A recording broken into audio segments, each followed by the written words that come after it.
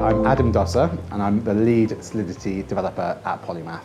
So what I'm really excited about in this roundtable is that there are so many different participants in the ecosystem brought together in one place. So we have representation from KYC, exchanges, transfer agents, legal and regulatory, and many other kind of market participants all in one place at one time, which really helps us to drive the conversation forward.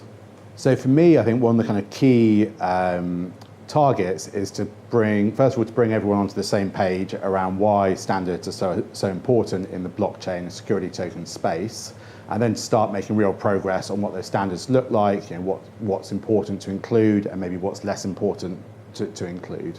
So why are standards important for security tokens? I think what we've seen in the blockchain space so far is that adoption is critical, and what really helps to drive adoption is interoperability across all these different types of participants, whether you're a wallet, an exchange, a custodian, or custodial provider, and that interoperability is key. And if you have everyone kind of going off and doing their own versions of security tokens, all slightly different, all maybe functionally very similar, but sort of delivered slightly differently, it makes it much harder for these exchanges and wallets and so on to really be able to kind of to be able to support every security token that's out there and provide a kind of seamless experience for users, which obviously helps with adoption. So for me, kind of standards are like the bedrock of really what drives adoption in the blockchain space. So at Polymath, what we've been working on is building out, or what I've been working on at Polymath is building out our on-chain Polymath protocol. So this is a protocol which allows any issuer to come to the platform and create and issue compliant, regulatory compliant security tokens on chain, and there's a big kind of technical endeavor, and there's also making that experience kind of easy and relatively seamless for issuers and investors has been a big focus.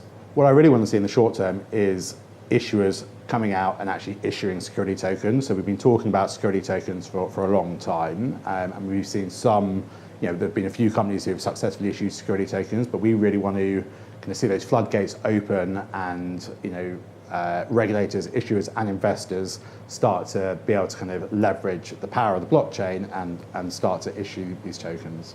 I think security tokens have there's a huge opportunity to really disrupt a lot of these traditional institutional players, institutional players in the traditional kind of financial markets, financial securities, and the kind of the transparency and I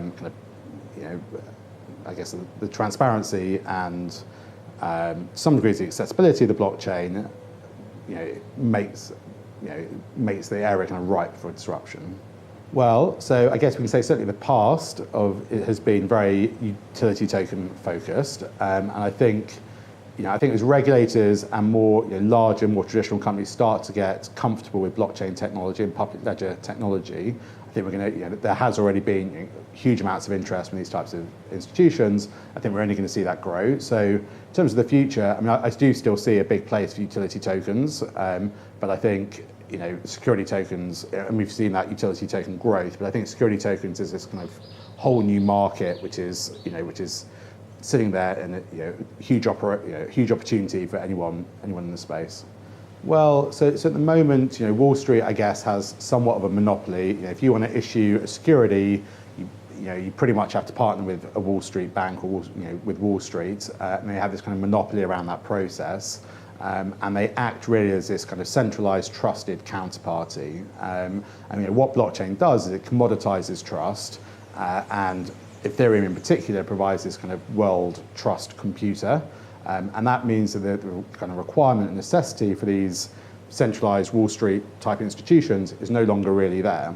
Instead of trusting the centralized institution, you can trust the decentralized nature of these public blockchains.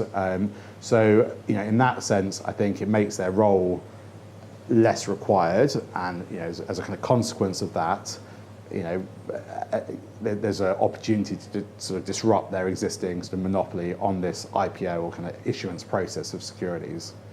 What excites me the most about the next year in blockchain is going to be adoption. I think we've seen the tip of the iceberg at the moment. Adoption. I know we're all kind of working in the cryptocurrency space, and it's kind of second nature. But really, adoption in terms of numbers is tiny at the moment. And I think what we're going to see over the next 12 to 18 months, or maybe 12 to 24 months, is that adoption continuing to grow. And what I would like to see, as we've seen with previous sort of technology, these kind of sea change type technologies in the past, is that you reach a tipping point and then adoption kind of goes through the roof. And that's what I'm really excited about in the next 1 to 2 years.